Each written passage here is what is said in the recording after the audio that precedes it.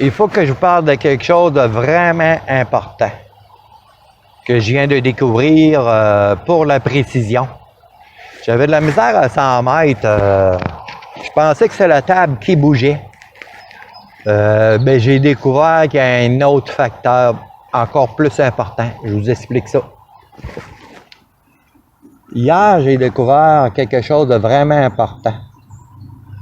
Là, étant donné que ça bouge plus, ici, je m'ajuste à 100% sur ma cible avec ma hauteur et là, ça bouge plus. Ça bouge pas du tout. Fait que là, ça m'a permis de découvrir quelque chose de vraiment important que je savais vraiment pas. Je vous explique. Quand je regarde avec mes lunettes dans la lunette et je corrige ici mon correcteur de parallaxe ou focus, je me suis aperçu de quelque chose. Quand je regarde avec mes lunettes et je corrige, là, je vois à 100% parfaitement. Wow, je vois très bien. OK. Je me dis, c'est bon? Non. Pas tout. Pas bon. Je vais vous expliquer pourquoi. Là, je pense que c'est bon, mais quand j'enlève mes lunettes et je regarde dedans, quand je lève la tête et je baisse, je m'aperçois que ma croix bouge. De côté, ma croix bouge. C'est que c'est pas bon. Là, ce que je fais, je vais corriger plus mon focus, mon parallaxe, plus précis. Fait que là, je tourne. Wow! Là, ça bouge plus du tout. C'est important de faire le mouvement avec la tête dans le télescope pour voir si notre croix reste vraiment fixe par rapport à la cible. Le petit mouvement, je ne savais pas. À 100 mètres, c'est pour ça que je ne tirais pas droit. C'est pour ça que je bougeais, parce que ça dépend de la position de la joue.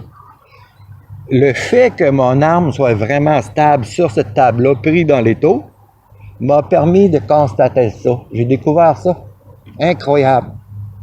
Je me demandais pourquoi que j'étais pas capable de grouper à 100 mètres. Je groupais à 50, mais pas à 100. C'était à cause de ça.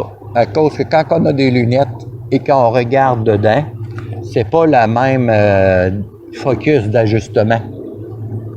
J'ai découvert ça en tournant ça puis en bougeant l'œil. Fait que c'est un truc vraiment important. Essayez-le. Puis vous me direz des commentaires si vous aviez le même problème. C'est la première fois que je découvre ça. J'ai vu un gars, un spécialiste aux États-Unis, en Floride.